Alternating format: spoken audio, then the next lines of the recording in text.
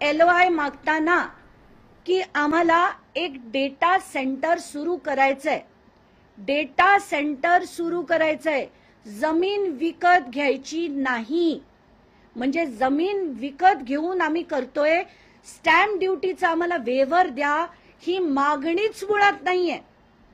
मागणी अशी आहे की आम्हाला एक डेटा सेंटर करायचंय, त्यासाठी आम्हाला लागणारा LOI द्या. आणि त्याच्यात कुठली कुठली डॉक्युमेंट्स त्यांनी जोडली आहेत.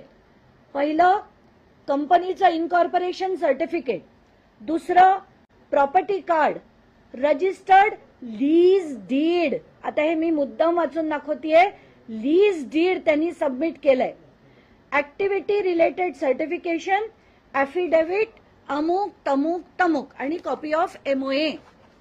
आता जर याच्या मी तुम्हाला जी कॉपी दिली आहे त्याच्या तुम्ही पान नंबर 5 वर जा. त्या पान नंबर 5 वर एक ॲफिडेव्हिट आहे. ॲफिडेव्हिट ऑन ओथ म्हणजे मी शपथ घेऊन सांगतो की आम्ही हे डेटा सेंटर सुरू करतोय. या डेटा सेंटरमध्ये आम्ही डेटा मायनिंग करणार आहे.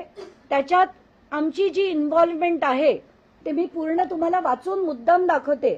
To provide IT services, to implement cyber security measures, to offer redundant infrastructure, Tier 3 और Tier 4 फॅसिलिटीज, लँडला डॅश, बिल्डिंगला डॅश. आणि एकूण आमची इन्व्हेस्टमेंट ही 98 लाखाची होणार आहे.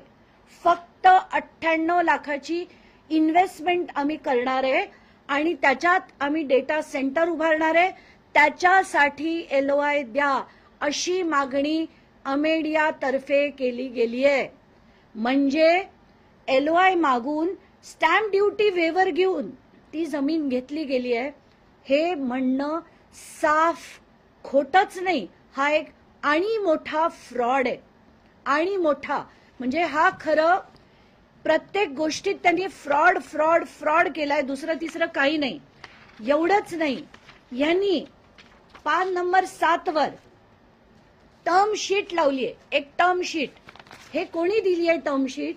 शीतल तेजवानी आणि अमेडिया LLP मध्ये झालेलं टर्म शीट आहे की ही जमीन जी आहे ती शीतल तेजवानीच्या नावावर 40 एकर जमीन आहे आणि ती त्यांनी आम्हाला लीजवर 5 वर्षासाठी दिली आहे. आणि इथे आम्ही डाटा सेंटर उघडणार आहे असं म्हणून LOI घेतलं. LOI हे दाखवून स्टॅम्प ड्युटी जी प्रचंड प्रमाणात लागणार होती ती 500 रुपयात केली गेली, ते LOI दाखवून. तर हे LOI कशासाठी होतं? याच्यापेक्षा मोठे फ्रॉड्स होऊ शकतात का? एकानंतर एक एकानंतर एक एकानंतर एक यांचे सगळी झूट हे सगळं बाहेर येतंय. देश विदेशातील प्रत्येक घडामोडींचे लाईव्ह अपडेट मिळवण्यासाठी आता साम टीव्हीच्या सर्व सोशल मीडिया प्लॅटफॉर्मला लाईक, फॉलो आणि सबस्क्राईब करा. तसंच सर्व नोटिफिकेशनसाठी बेल आयकॉन प्रेस करायला विसरू नका.